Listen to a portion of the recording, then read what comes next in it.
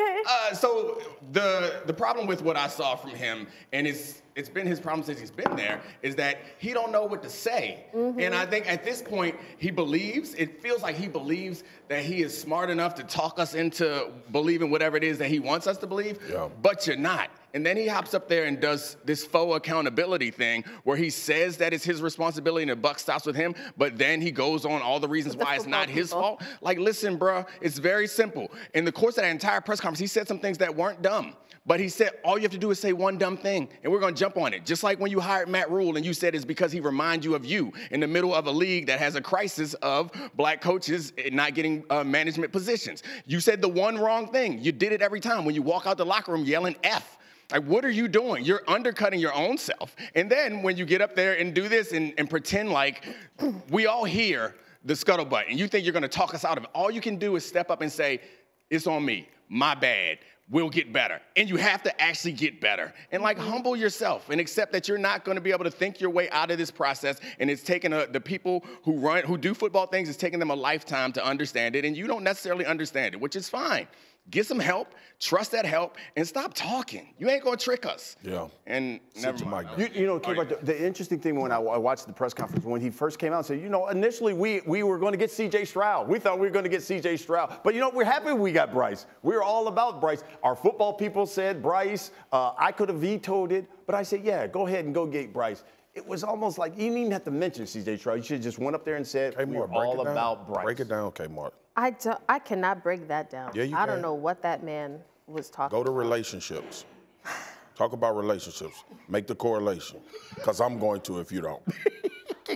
No, why don't, no. I'm going to put down my psychology hat. You talk about relationships. Well, here's the thing, okay?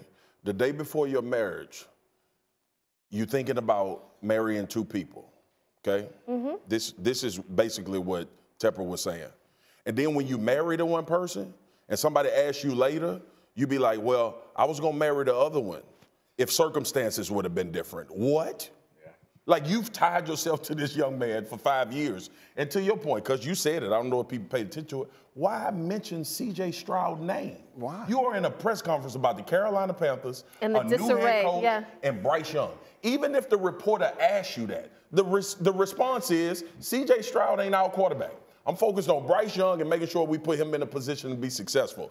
To your point, Nick, he's a billionaire. He ain't going to humble himself. He's not going to do it. And that's why he has 6 coaches in 2 years.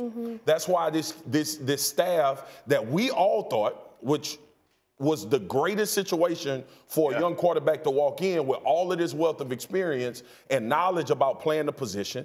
He's pulled the trigger on Matt Rule. He pulled the trigger on Wilkes, who kind of revived the season. Yeah, he did, right? Now he's just pulled the trigger on Frank Wright. I don't understand why some of these guys that own teams with zero football knowledge won't rely on football people. It has been the conundrum forever. The people up there in Pittsburgh are the ones that get it right. The Rooney family, they've had 6 coaches in 100 years. Yes. Right. This man on his 6 in, what, 3 years, 4 years owning this team? I don't understand it, Jeff. Yeah, I think the disappointing part is that when you go up there and you start with, I'm a very patient person, and your behavior has not proven that to be, right? As you can say, well, I was patient in another business. I'm not as patient in this one, but I'm going to find it the right way. Like, at least address yourself and be honest with it. I won't be patient in this business. I'm going to do it this way until I find my guy. But when you go up there and go, I hope the next guy is a 20 to 30, year coach.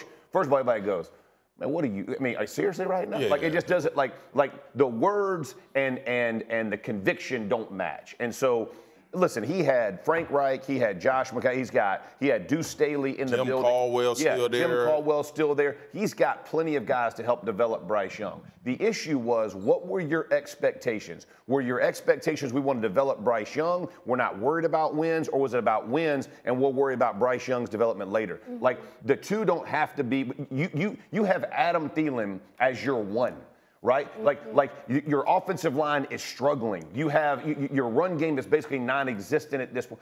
All of those things aren't going to lead to victories, right? Like so, and you weren't burning it down last year, right? Like so, as you're looking at this football team, be honest with what you want and what your expectations are. But if you stand up in front of the world and say those kinds of things, everybody's going to look at you cross-eyed because nobody understands what you're saying. A GM texted me the other day and said Bryce Young should ask to be traded, but Bryce Young is too nice of a guy. He would never do that. And the reason he said that is because what is the goal, to your point, Jeff? What was the goal of this season? They are undercutting Bryce Young's development. Not they, David Tepper. The same guy who wants us to believe now, like, I'm all in on Bryce. Well, he's now done Bryce a disservice by firing his head coach, because now you bring in a new guy, new system, and the roster is still not good. So how are you gonna give away good defensive pieces to get some cash, draft picks, what?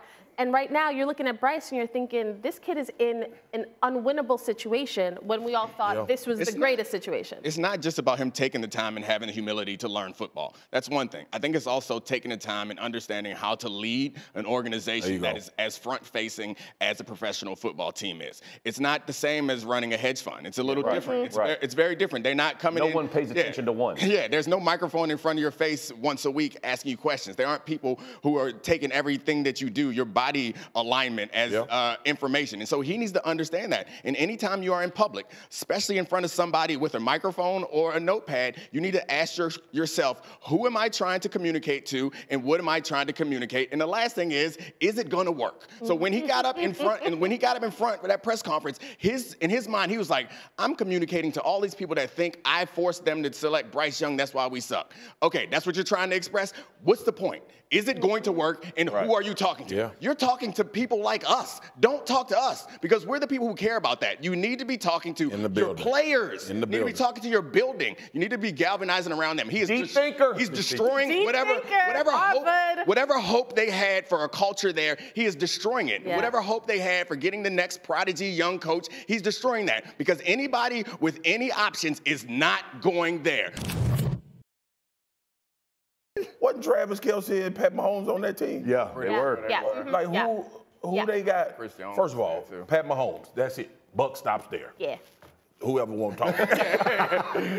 I don't know. He got confused by Thierry Henry's accent or something. But I mean, that offense is impressive. The defense is getting better, but they lost Phillips, which is going to really hurt that defense, because pass rush feels like the centerpiece of all really great defenses. And yeah, I remember I had watched them, that team that he's talking about better than, but we understand he's a biased guy. It don't make He has been talking all off season about, like, remember when he joined the Dolphins? He said Tua's more accurate. My quarterback's better now. And so I think he's just trying to be that. He lying out.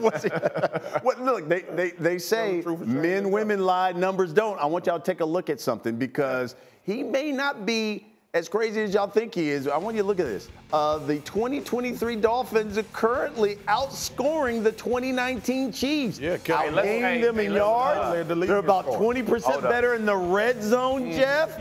Scoring touchdowns at a rate of 73%. Let's take out that 70-point day.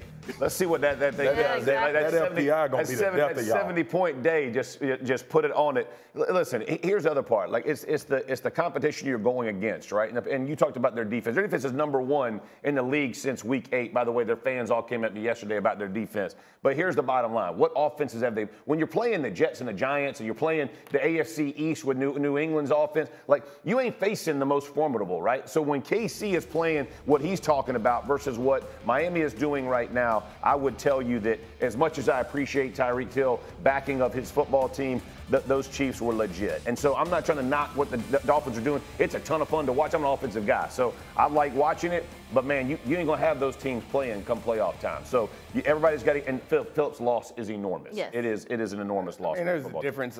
When the Chiefs lost that Super Bowl, we saw how different they were without an offensive line. That offensive line is similar to the one that I think we see the Dolphins have now. They found ways to work around it, but I think they're less versatile. So while the numbers could be big, I think the other team that had capability to attack you with the tight end, attack you with the receiver, run the ball, and also a defense that was good enough at the time, like that feels better. And also, we saw what they did in those biggest moments. And we did a whole lot of talking, but we really could have bumped it to commercial after Marcus said one name. Yeah. But hold up, let me say this. In the 3 games that the Dolphins have lost this year, they've scored 20 points or below.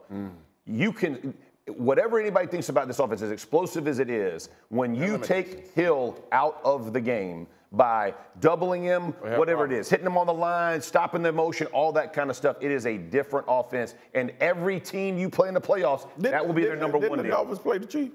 Yeah. Oh, There we go. Yeah. There we go. At Mahomes. Yeah, exactly.